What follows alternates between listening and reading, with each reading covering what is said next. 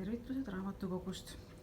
Ma püüan praegu lühidalt näidata ära, millised raamatud võivad teile kasulikud olla selles aines üleüldiselt ja tegelikult keskendun ma peamiselt teie juhtumi analüüsile. Näete, siin, kus on kõikvõimalikud Eesti inimarengu aruanded, et see on rida, mis on teile kasulik, aga see on tegelikult lisaks sellele, mis on inimarengu indeks ja veebipõhiselt kättesaadav. See on lihtsalt järjekorras esimene, mis ma näitan. Ma näitan raamatuid nende nii-öelda füüsilises järjekorras. Nii, järgmine, mis oleks teile kasulik, on riigiteooriad. Siit võite saata mingisuguseid pidepunkte oma tööks. Siis, kui teid huvitavad igasugused režiimid ja ideoloogiad, siis täiesti baasõpik, mis on täiesti klassika. Kõik teavad, kõik selle valdkonna inimesed teavad, et pruun raamat, režiimid, liikumised, ideoloogiad, Hagopian. See on küll vana raamat, aga täiesti klassika. Siis on Kissingeri diplomaatia, mida ma kavatsen lugeda siis, kui ma pensionile lähen. Siin on nüüd poliitika ja valitsemise alused. Te näete, et neid raamatuid on päris palju ja selle võiks kuulutada küll selle aine õpikuks. Siin on üsnagi sellised põhimõttelised asjad välja toodud. Et kui teil on võimalik tulla siia kolledži raamatukokku, siis see on kindlasti üks keskseid raamatuid. Nüüd, kui tahta Euroopa Liidust sisuliselt aru saada, aga mitte hullult detailidesse minna, siis Euroopa ühendamise lugu on kindlasti see raamat, kus kõige normaalsemas inimlikus vormis see lahti seletatakse, aga siis see lugu lõpeb ära enam-vähem Eesti liitumisega, nii et hilisemat aega siin ei ole kajastatud. Nii, nüüd ma lähen natuke edasi.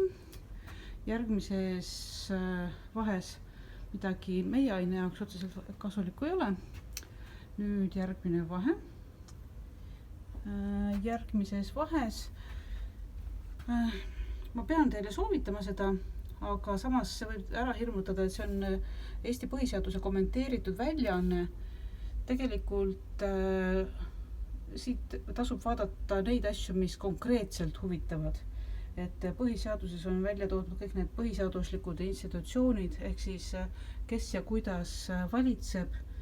Ja kommenteeritud väljaanne on eelkõige sellepärast hea, et muidu see juriidiline tekst on hästi lakooniline ja kohati raskesti mõistetav, aga siis kommenteeritud väljaanne selgitab ära ka, miks see niimoodi on olnud.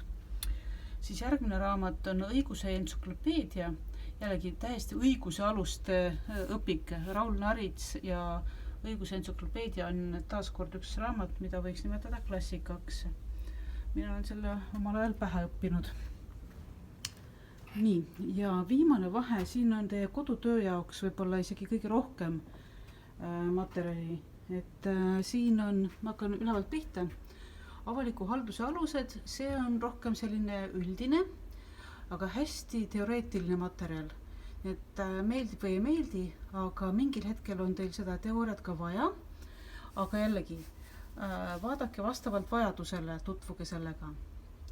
Ja nüüd on terve posu selliseid NISPA CI on organisatsiooni nimi, kes on välja andnud just Central and Eastern Europe, ehk siis Kesk- ja Ida-Euroopa teemalisi selliseid publikatsioone.